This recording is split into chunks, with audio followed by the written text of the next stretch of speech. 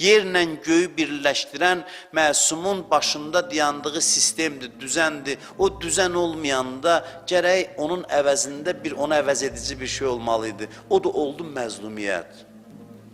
O da oldu məzlumiyyət. Biz bir şeyi başa düşməliyik ki, məsum oturub əmr verir, hökumət edir. O, onun ən böyük fədakarlığıdır bizim üçün. Nə üçün? Çünki əmirdə məhəbbəti ifadə eləmək çətin olur. Məsələn, ata sevgidən əmr verirdi, get bunu elə oğluna, uşağına. Yaxud da cəza verir. Cəza və əmrlə sevgini ifadə eləmək olmur. O elə bilir ki, sən onun pisliyini eləyirsən. İmam üçün nə üçün çətindir? İmam gərək əmr eləsin ki, cəmiyyət qurtuluş tapsın. Və əmri də sevgisindəndir, rəhmətindəndir. Cəmiyyət onu başa düşmür. İmam Hüseyin ağa neynədi? İmam Hüseyin ağa bütün məsumlara bir dənə vəsiqə verdi.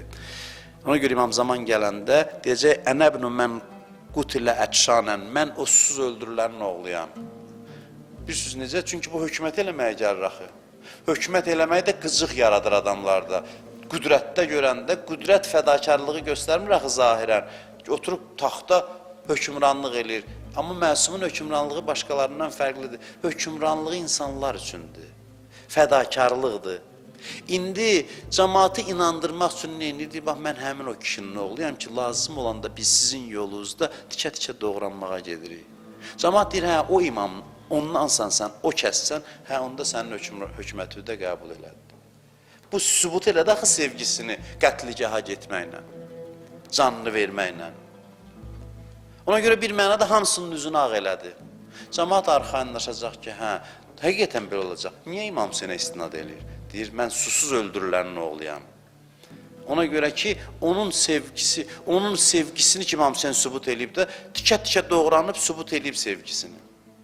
İmam Zaman ona istinad eləyəndə onun rəhbərliyini rahat qəbul edəcəklər. Deyəcəklər, hə, bunlar o ailədir ki, bizim yolumuzda tikə-tikə doğranırlar. İndi hökümranlıq deyilirlərsə, deməli özləri üçün deyil, elə bizim üçün. Bu incə nöqtə bu idi. Ona görə İmam Hüseyin əleyhissalam meydanda deyirdi, əmamin muğisin yuğisuna. Bir nəfər yoxdurmu mənə pənah versin? Bir nəfər yoxdurmu mənə kömək eləsin? Əslində nə demək istəyirdi? Əslində tərcüməsi belədir ki, bir nəfər yoxdurmu ona kömək eləyim? Bir nəfər yoxdurmu onun əlindən tutum? Deyirsiniz, niyə belə deyir? Allah da belə deyir də. Kim Allaha kömək eləsə, Allah da ona kömək eləyər. İntansurullah yansurkum. Allaha kömək eləmək olur. Allah deyir, mənə kömək eləyirsiniz. Kim mənə kömək eləyə bilər? Yəni, kimə kömək eləyim?